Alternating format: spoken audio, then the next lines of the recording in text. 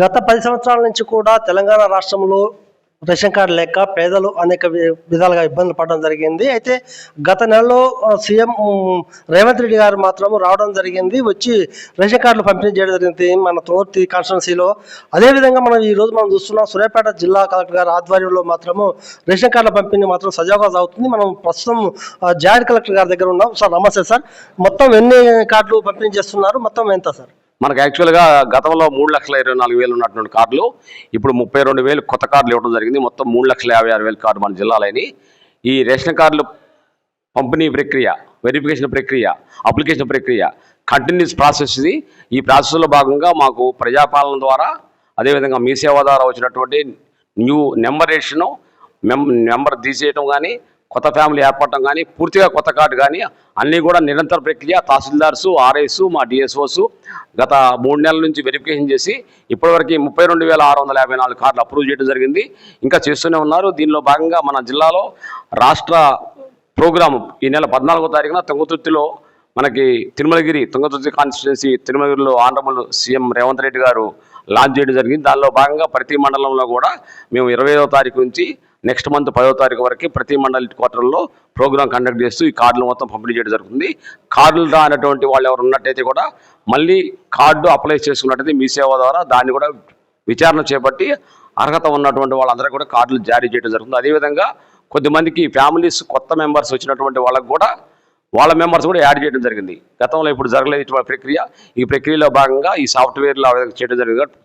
అందరూ కూడా అర్హత ఉన్నటువంటి వాళ్ళందరూ కూడా ఉపయోగించుకోవాలని రిక్వెస్ట్ చేస్తున్నారు. గత ప్రభుత్వం అంటే ఉమ్మడి ఆంధ్రప్రదేశ్లో పెద్ద ఎత్తున కూడా బోగస్ కార్డులు అట్నే కండిషన్ అవుతున్నాయి సార్. వాటి మీద విచారణ చేసే అవకాశం ఉందా, తీసేసే అవకాశం ఉందా? ఇప్పుడు యాక్చువల్గా ఆ కార్డ్స్ మీద విచారణ గురించి ఇంకా మొదలు పెట్టలేదండి. మరి తదుపరి గవర్నమెంట్ ఆదేశాల ప్రకారము దాన్ని కూడా తర్వాత వచ్చే ఆదేశాల ప్రకారం తీసుకోవడం జరుగుతుంది. ఇప్పుడు ప్రస్తుతం అయితే న్యూ రేషన్ కార్డు సంబంధించి నెంబర్ రేషన్ కానీ కొత్త కార్డులు కానీ విచారణ చేసి రెడీగా ఉన్నాయి. మండల వైజ్గా మేము కాన్స్టిట్యున్సీ వైజ్గా ఆనరబుల్ ఎమ్మెల్యేస్ టైం తీసుకొని ప్రతి మండల హెడ్ క్వార్టర్స్లో రాబోయే నెల అంటే ఆగస్టు 10వ తారీఖు వరకు కూడా ఈ మొత్తం కార్డులు 32,654 కార్డులు ప్రజెంట్ రెడీగా ఉన్నాయి. ఆ కార్డులు పంపిణీ ప్రక్రియ నడుస్తూ ఉంది. ముఖ్యంగా చెప్పండి, ఆరోగ్యశ్రీ విషయానికి వస్తే కొత్త కార్డులకు ఆరోగ్యశ్రీ వర్తించే అవకాశం ఉందా, ఏదైనా లేట్ అయ్యే అవకాశం?